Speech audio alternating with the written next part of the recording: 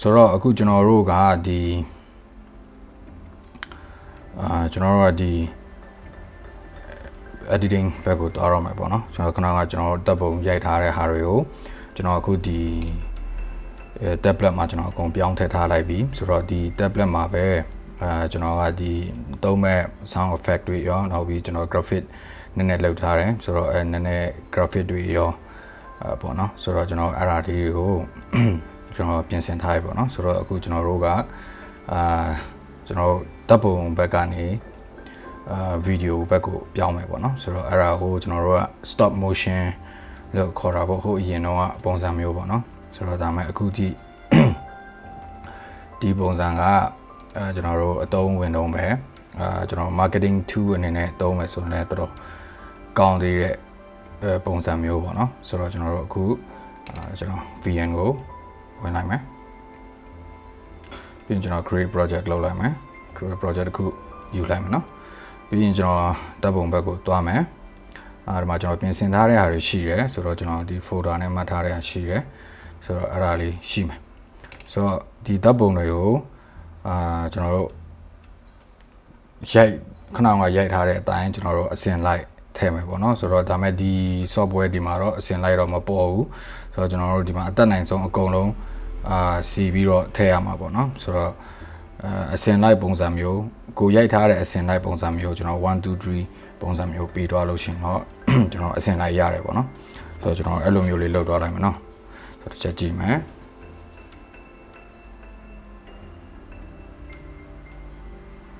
โอเคကျွန်တော်ထည့်လိုက်မယ်နော်ဒီလိုကြာလို့ထဲရောက်မှာပဲကျွန်တော်အကုန်လုံးပြန်စီလိုက်မယ်များတော့များတယ်ဒါမဲ့ကျွန်တော်တို့လုပ်ကြည့်မယ်နော်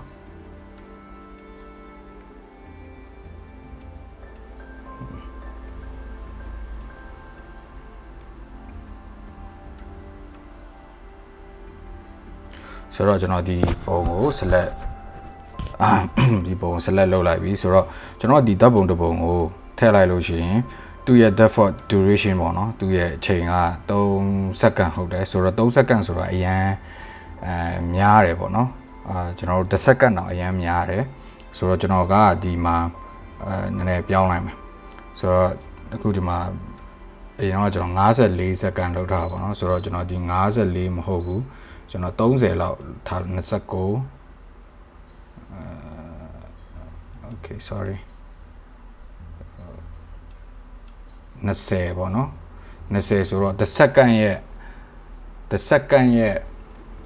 25ထားပါတော့10စက္ကန့်ရဲ့4ပုံတစ်ပုံပေါ့နော်ဆိုတော့ကျွန်တော်အဲ့ဒါလောက်လိုက်မယ်ဆိုလို့ရှိရင်ဒီကောင်က clip အကုန်လုံးကိုကျွန်တော်အဲ့ဒီ speed နဲ့ဖြစ်သွားမှာပေါ့နော် okay ဆိုတော့ကျွန်တော်ဒါကိုအခု import လုပ်လိုက်မယ်နော် okay ဆိုတော့အခုကျွန်တော်တို့ဒီမှာကကျွန်တော်တို့ဒီဟိုဟာတပ်ပုံတွေကပြောင်းပြန်ဖြစ်နေတယ်ပေါ့နော်အစင်လိုက်မရှိဘူးဆိုတော့ကျွန်တော်အဲ့ဒါကိုအစင်လိုက်ကျွန်တော်တို့လိုရမယ်ပေါ့ဆိုတော့အခုကျွန်တော်ဒီကောင်ကအရှိကိုလာရမယ်ဆိုတော့ဒီအစင်လိုက်ဖြစ်ဖို့ဆိုတာကြတော့ခဏကကိုရိုက်ထားတဲ့အတိုင်းကိုတပ်ပုံရိုက်တဲ့အချိန်မှာကိုမှတ်မိတယ်ပေါ့နော်ဆိုတော့အဲ့ဒါလေးကိုတစ်ချက်ကြည့်ပေးရမှာဖြစ်ပါတယ်ဆိုတော့ကျွန်တော်ဒီကောင်ကတတိယမှာလာမယ်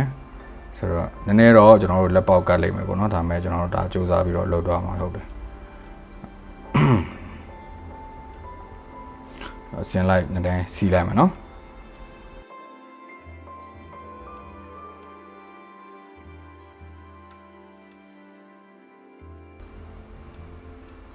โอเคကျွန်တော်လွတ်ကြည့်လိုက်မယ်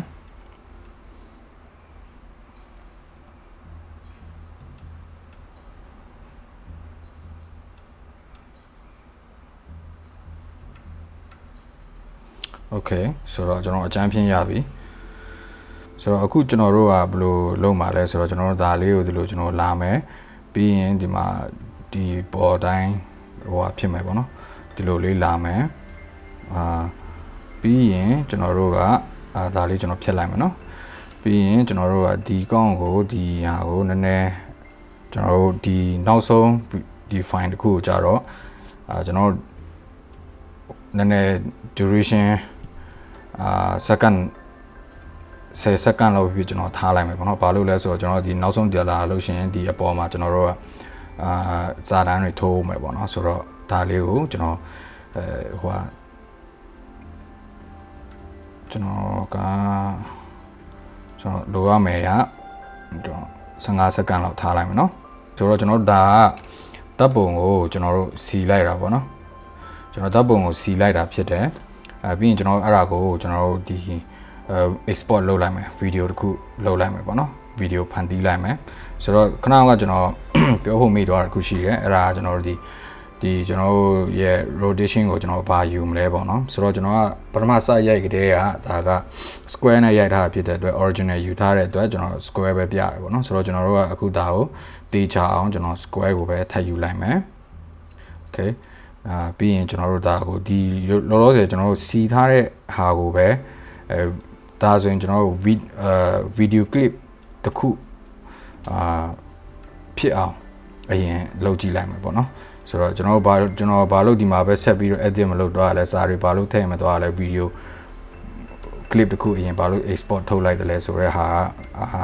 ကိုနောက်ခဏနေကျရင်ကျွန်တော်ရှင်းပြမယ်ပေါ့နော်ကျွန်တော်လောလောဆယ်ဒါကိုကျွန်တော် export ထုတ်လိုက်မယ်ဗီဒီယို clip တစ်ခုအနေနဲ့ပေါ့နော်